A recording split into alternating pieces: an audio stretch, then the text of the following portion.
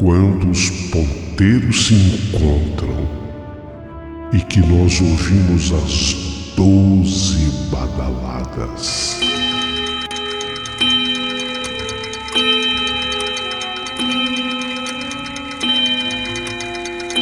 A hora que se anuncia é meia-noite. Uma hora em que tudo pode acontecer, inclusive nada. Mas hoje, muitos acontecimentos. Vamos à história de hoje.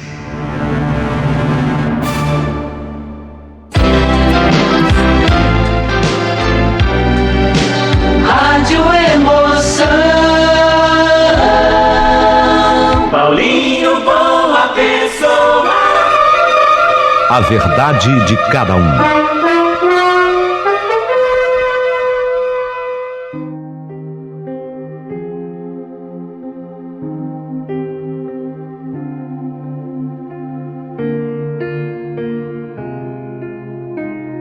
Meu querido amigo Paulinho Boa Pessoa, meu nome é Fabiana de Castro e o pessoal todo da minha família, os amigos, todos me conhecem como Fabi. Eu não sou uma pessoa que possa ser considerada velha, Paulinho. Eu tenho apenas 40 anos de idade e tudo aconteceu na minha vida tem 13 anos exatamente. Eu tinha 27 anos. Eu era muito jovem quando tudo se deu, quando tudo aconteceu, e foi exatamente assim como eu passo a narrar agora. Com 27 anos, eu trabalhava naquele escritório, era um escritório de advocacia. Eu estava ainda fazendo curso de direito, eu não havia concluído o curso, mas eu gostava muito do meu trabalho. Eu estava lidando com um processo, inclusive, eu estava ajudando o advogado que eu atendia na montagem da defesa. Eu me lembro que eu estava trabalhando ali, ajudando o advogado naquela montagem da defesa, quando, não mais do que de repente, eu comecei a sentir uma dor de cabeça. Mas uma dor de cabeça tão forte, meu amigo, mas tão forte, que aquilo me deixou zonza. Sabe o que é uma dor de cabeça forte ao extremo, que você se sente zonza? Eu até tentei levantar da cadeira e não consegui. Tinha uma moça que ficava ao meu perto, essa moça ficava próxima a mim, a Mariana, que também era advogada recém-formada. Eu falei, Mariana, eu não estou conseguindo levantar da cadeira. Ela falou, o que foi? Porque eu mudei de cor. Ela olhou para mim, Mariana olhou para mim assustada. O que foi, Fabi? Você não está bem, né? Você quer um copo d'água? Alguma coisa nesse sentido? E ela foi atrás desse copo d'água. Eu não perdi a consciência. Eu continuei ligada, consciente, mas com aquela dor terrível. Era uma dor que começava assim, no meio da testa e subia, tomando conta de toda a cabeça, da parte de cima da cabeça, da parte de trás da cabeça. Era uma dor terrível que me deixou zonza. E embora eu não tivesse perdido a consciência, bebi daquela água que ela me trouxe, mas dali a pouquinho ela já tinha comunicado o advogado, o dono do escritório, e não demorou muito tempo, eu estava sendo conduzida no colo de alguns homens, mas tudo isso eu consciente. Eu fui conduzida por um carro, esse carro pertencia ao advogado, e não havia muita distância daquele escritório para um hospital. Esse hospital até que ficava perto dali. Me conduziram para lá. Quando eu cheguei no hospital com aquela dor de cabeça infernal, zonza, embora eu estivesse consciente, eu me lembro que o médico que me atendeu, que pediu um exame, eu até não me lembro dos detalhes desse exame. Ele disse, olha, vamos interná-la agora e tem que ser na UTI. Você imagina? A coisa era grave, a coisa era séria, porque uma paciente quando chega num hospital, ela primeiro passa por uma série de exames, só que o médico, diante do quadro da dor de cabeça, eu não conseguia ficar de pé, zonza, completamente zonza, ele disse, nós vamos ter que interná-la, mas ela vai direto para uma UTI. E eu me lembro que tudo começou a ser preparado exatamente para isso. para a condução da minha pessoa para uma UTI. Eu queria falar com meus familiares. Não, eu ainda não era casada. Eu tinha o Paulo, meu namorado, mas eu não era casada. Eu queria falar com a minha mãe, eu queria falar com meu pai, eu queria falar com a minha irmã, eu queria falar com a minha família. Mas, sabe, não dava tempo, porque a coisa era urgente. O médico viu alguma coisa muito séria. E eu, já numa maca, onde eu fui colocado, óbvio, eu não andei. Até a entrada minha naquele hospital, eu fui conduzida no colo, eu não andei. Então eu fui colocada numa maca e dali daquela maca, conduzida à UTI. Eu tinha certeza que aquela UTI seria para mim uma experiência terrível, terrível. Eu falei, puxa vida, agora e agora? Eu tô numa UTI, eu vou escutar gente sofrendo, gente gritando, sabe? Aquela coisa toda passando, porque eu estava consciente, mas a dor de cabeça lá presente. Eu vou escutar gente surtando, alguém que vai entrar em óbito ao meu lado, o barulho daquela máquina, aquele sinal contíguo e contínuo do fim dos sinais vitais, sabe? Eu comecei a me preparar para esse inferno todo que representa uma UTI. Era assim que eu entendi uma UTI até aquela idade. Até tinha feito visitas à UTI quando a minha avó faleceu, um tio meu faleceu, eu tinha mais ou menos uma ideia. E eu achei aquilo tão triste, então eu falei, puxa, mas eu não devia ser levado para uma UTI. Eu tinha que ser levada para um quarto, mas havia necessidade, de acordo com o médico que me atendeu, da minha condução direta para a UTI. Nem sei, sabe, na verdade eu nem sabia o que eu iria encontrar. Mas a minha experiência era aquela, de visita à UTI. Entrei na UTI, era mais ou menos assim, o final da tarde de uma quinta-feira, era o período que eu estava trabalhando, final da tarde de uma quinta-feira, e fui levada a uma cama hospitalar, até confortável. O médico ali já começou a fazer o atendimento, eu sentia que muita coisa ligada já na minha cabeça. O paciente, depois que ele sai de um hospital, ele teria que agradecer muito aos enfermeiros, aos médicos, porque a gente é um estorvo, né? Quando a gente está num hospital, especialmente numa UTI, primeiro aviso que você recebe, não se preocupe com o xixi, tá? Não se preocupe com o cocô, tudo que você tiver necessidade, nós estamos aqui para te atender, tá bom?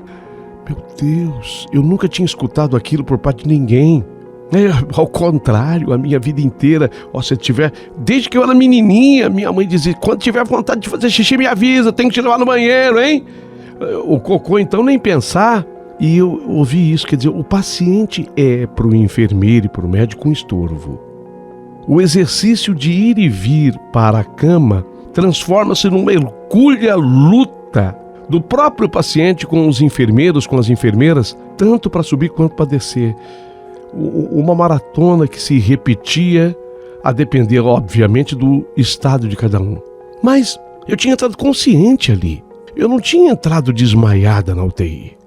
Embora a dor de cabeça fosse persistente. No entanto, já ligaram aqueles aparelhos todos em mim e daí a pouquinho eu senti que agulhas entravam pelo meu braço, colocaram algum medicamento muito forte naquele soro. E gradativamente aquela dor de cabeça foi passando, mas eu sou muito resistente ao sono. Talvez tivessem colocado um calmante forte ali.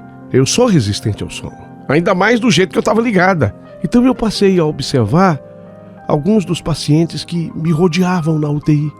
Do lado direito, uma mocinha, do lado esquerdo, um cidadão que depois eu soube era portador de câncer na laringe. Era uma quinta-feira.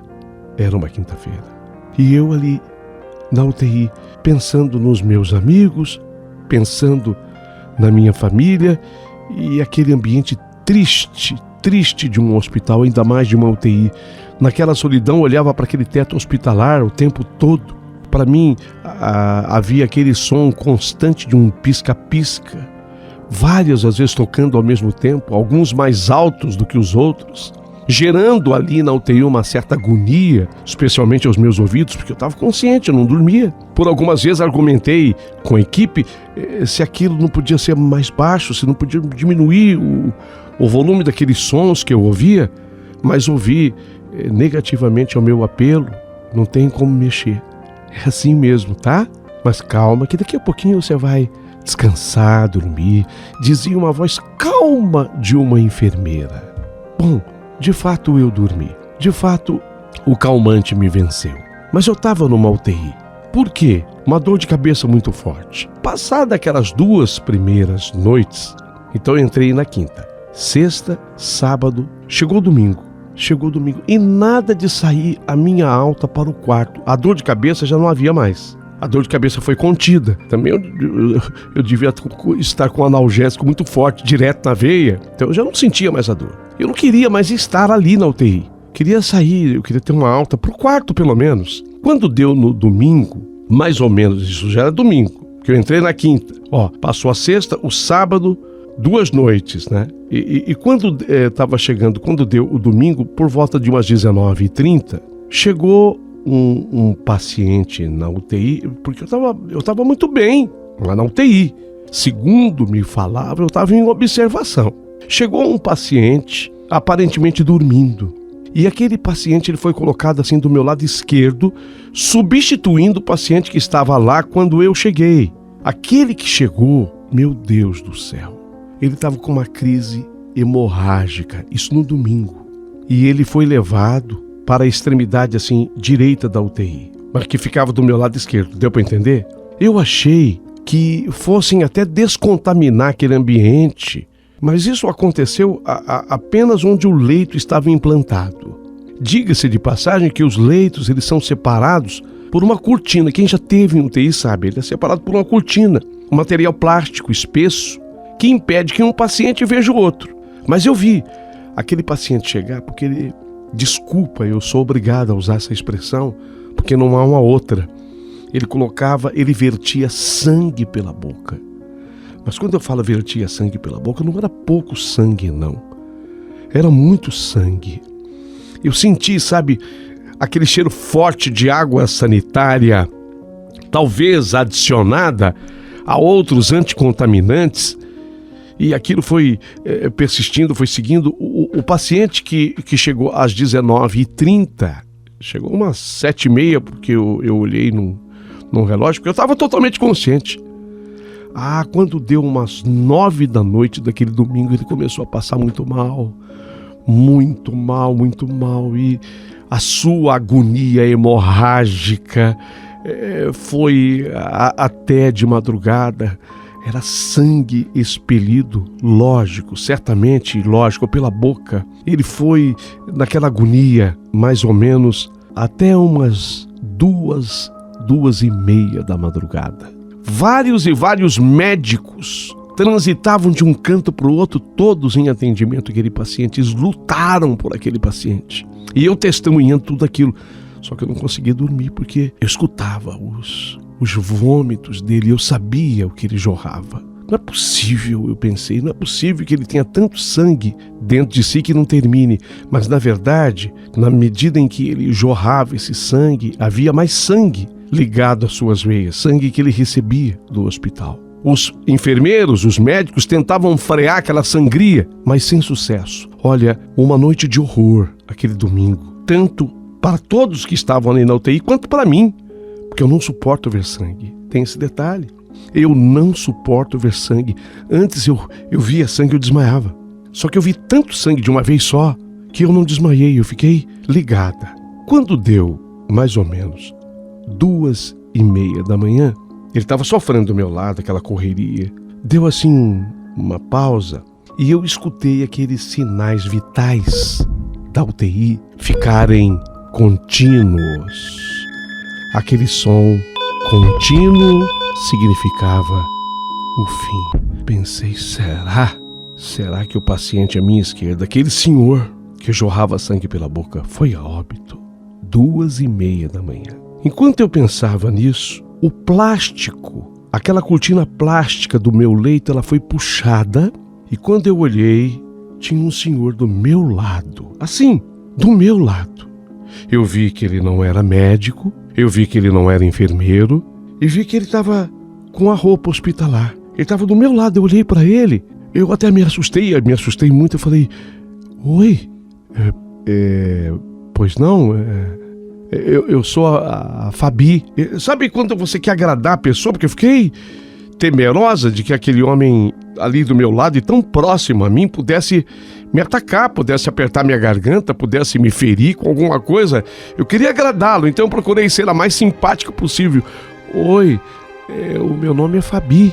Foi aí que ele, olhando para mim, mas sem levantar as mãos, ele mantinha assim os braços esticados lateralmente às suas pernas, assim para baixo. Ele olhando para mim falou assim: o meu nome é Nelson. Aí eu falei: oi, Nelson, querendo agradar, né? Aí ele disse: por favor, se avisa a Tereza, minha mulher, que agora eu não estou mais vomitando sangue. Se avisa que agora tá tudo bem, eu encontrei a paz. Se avisa, por favor. Aviso, Nelson. Eu não conhecia o Nelson. Eu não conhecia a Tereza de quem ele estava falando. Aviso, Nelson. Ele deu um sorriso, quer dizer, um meio sorriso. Eu retribuí, ainda com medo dele. Foi quando ele se afastou, eu escutei de novo a cortina do meu leito se mover, dando-me a impressão de que ele saiu. Ele saiu. Isso foi fração de segundos. E ao lado, eu ouvi agora, ao lado esquerdo, a correria dos médicos e das enfermeiras, quando uma enfermeira anunciou: avisa o Dr. Martins que o paciente do leito 705 foi a óbito. Ou seja, aquele cidadão que havia chegado às 19h30 daquele domingo, vomitando sangue, tinha ido a óbito. Ele morreu. Eu fiquei estática no meu lugar, até que começou aquele movimento, porque eles têm que retirar, eles desligam tudo, aquela limpeza que começou, aquele cheiro de novo forte da água sanitária, misturado a outros produtos químicos que combatem esse tipo de bactéria, de vírus, sei lá o que mata qualquer bicho, né? Eu tenho a impressão que é isso, aquela movimentação toda, e eu com aquele encontro que eu havia tido na cabeça. Quando levaram o paciente, eu senti que o movimento havia fracassado, o movimento havia praticamente parado na UTI. Então eu gritei assim à enfermeira. Eu poderia apertar um botão que havia, mas eu senti que a enfermeira estava próxima. Eu falei: enfermeira, por favor. Ela veio até mim, muito gentil. Pois não, o que a mocinha está sentindo? O que foi? Eu falei: não, por favor, a senhora sabe o nome do paciente que estava aqui do meu lado e que faleceu? Falou: ai, não sei, mas não se preocupa com isso, tá? Isso acontece, nós estamos numa UTI, é normal. Tem uma boa notícia para você. Eu escutei o Dr. Marcelo dizendo que talvez amanhã, se tudo estiver assim legal com você, você vai para o quarto. Ela não me disse, talvez até para não preocupar, quem sabe seja uma ordem que receba as enfermeiras nesse ambiente de UTI. Então eu vi que eu não ia conseguir arrancar nada daquela moça. Tal qual ela me disse. No dia seguinte, cedinho, o Dr. Marcelo me tirou da UTI e me passou para o quarto. E eu não fiquei muito tempo no quarto, porque na verdade aquela dor de cabeça, eles temiam que fosse uma ameaça de um AVC isquêmico que eles chamaram. No entanto, não se chegou a essa conclusão, mas depois de tantos e tantos exames no meu cérebro, não se detectou absolutamente nada de errado. Então eu acabei tendo alta também do quarto e voltei para casa e voltei a trabalhar. No entanto, eu contei essa história em casa, do encontro que eu tive com aquele senhor dentro do meu leito da UTI. Eu sabia que aquilo não era um encontro qualquer, não era um encontro normal. E aí, junto com a minha família, voltamos ao hospital. E eu fiz questão de saber quem era o paciente, porque eu precisava saber quem era aquele paciente que estava do meu lado esquerdo naquele domingo às 19h30. E pasmem os senhores, quando a pessoa me trouxe o resultado. Era Nelson, e aí o sobrenome da pessoa. Nelson e o sobrenome.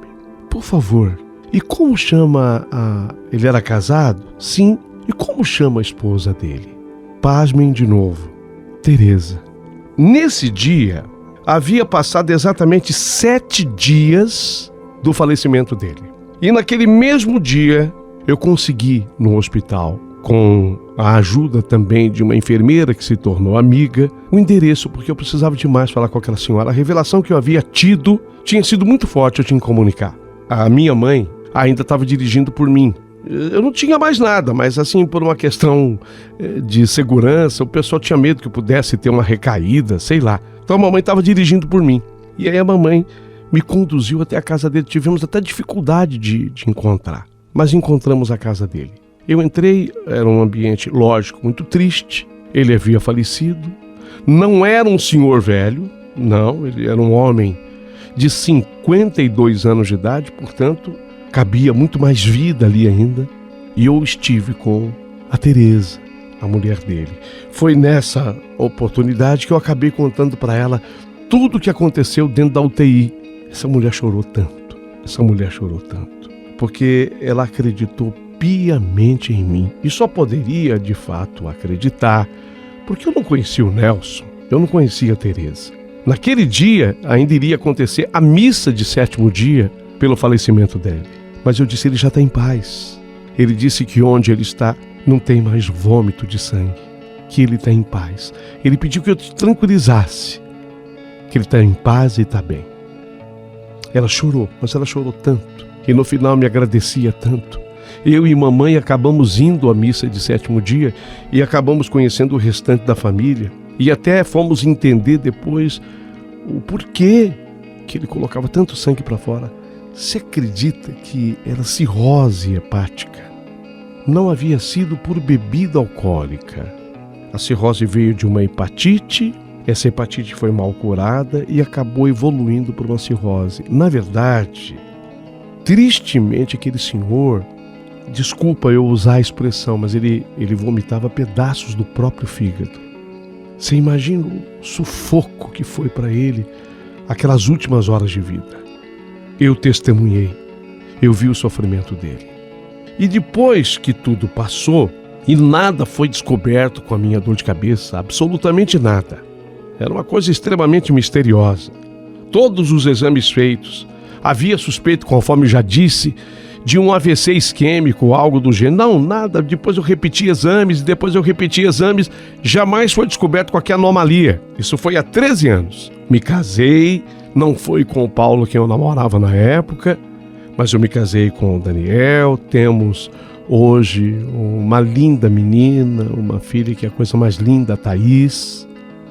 Mas, conversando com uma senhora espírita, ela me explicou, o Fabi, até ela me chama assim de Fabi. Fabi, na verdade, o espiritual que a gente não entende, não compreende, provocou em você aquela dor de cabeça para que você ficasse nessa UTI, para que você tivesse esse contato. Porque, pasmem de novo, a dona Teresa, a esposa, a mulher do seu Nelson, ela estava pensando em cometer uma loucura.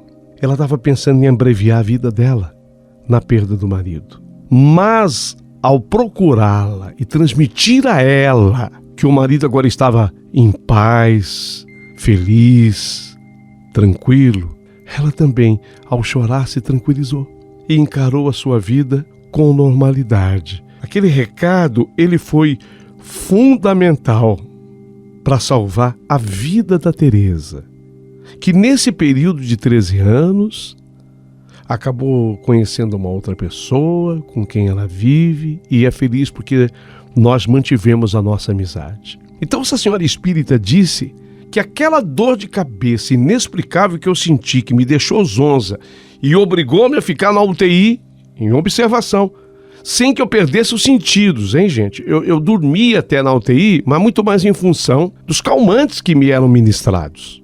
Então, o mais impressionante é isso. Foi que o espiritual necessitava da minha presença ali. Porque eu tinha esse dom, e eu não sabia, eu tinha esse dom mediúnico em ter esse contato com o Nelson. E eu precisava ter esse contato. Não é impressionante a minha história? Por isso hoje eu fiz questão de lhe escrever. Quero o teu comentário. Quero que você comente tudo aqui abaixo do meu vídeo. Vou ficar esperando. Um abraço e até a próxima.